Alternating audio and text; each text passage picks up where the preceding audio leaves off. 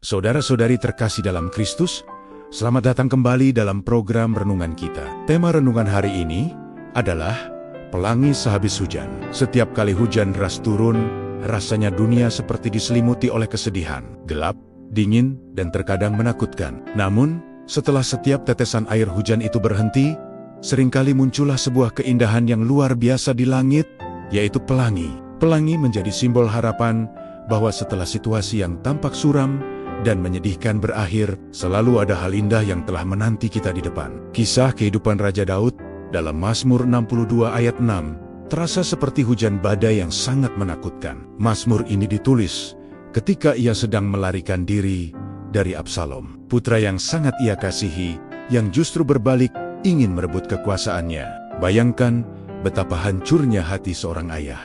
Dalam pelariannya, ketakutan, kesedihan, dan kekecewaan berkecamuk hebat di dalam hatinya. Namun, kemana Daud berpaling? Kepada Allah. Daud mencurahkan segala kegelisahan dan ketakutan yang dialaminya. Dalam kepasrahannya, Daud berkata, "Hanya pada Allah saja kiranya aku tenang, sebab daripadanya-lah harapanku." Daud sangat yakin bahwa di tengah situasi yang begitu menakutkan dan tak menentu, hanya Allah yang sanggup memberikannya ketenangan sejati. Harapannya tidak ia letakkan pada manusia, kekuatan, atau kekayaannya, melainkan hanya pada Tuhan.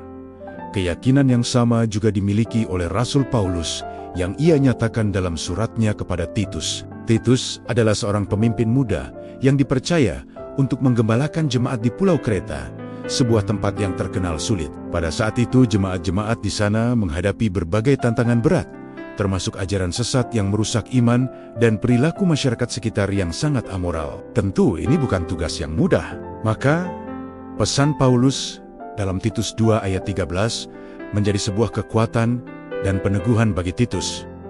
Paulus mengingatkan, sekarang kita sedang menantikan hari yang kita harap-harapkan itu. Pada hari itu, dunia akan melihat keagungan Yesus Kristus, yaitu Allah Maha Besar dan Raja Penyelamat kita. Paulus mengingatkan Titus dan kita semua akan kasih karunia Allah yang telah nyata dalam diri Yesus Kristus. Pengorbanannya di kayu salib adalah bukti cinta terbesar. Oleh karena itu, pengharapan akan hari kedatangan Kristus yang kedua kalinya harus menjadi motivasi utama bagi kita untuk tetap hidup benar, saleh, dan menjauhi segala bentuk kejahatan, tidak peduli seberapa berat tantangan di sekitar kita. Penantian itu masih kita rasakan hingga saat ini, bukan? Hidup kita seringkali diwarnai dengan berbagai macam masalah dan cobaan.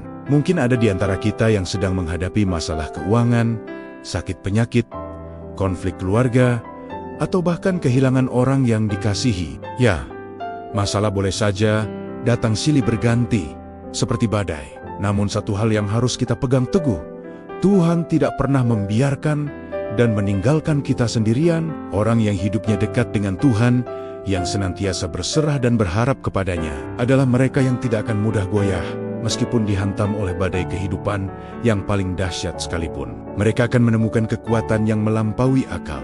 Seperti pelangi yang muncul indah sehabis hujan, demikianlah janji-janji Allah yang setia bagi kita. Janji penyertaan, janji kekuatan, janji penghiburan, dan janji kehidupan kekal. Badai pasti berlalu, dan setelahnya, keindahan kemuliaan Tuhan akan terpancar dalam hidup kita. Maka, mari kita terus berpegang teguh pada janjinya. Jangan biarkan masalah membuat kita ragu. Pilihlah untuk percaya. Dengan demikian, hidup kita akan dipenuhi dengan ketenangan surgawi dan kepercayaan penuh bahwa Allah selalu menyertai kita, kemarin, hari ini, dan sampai selamanya.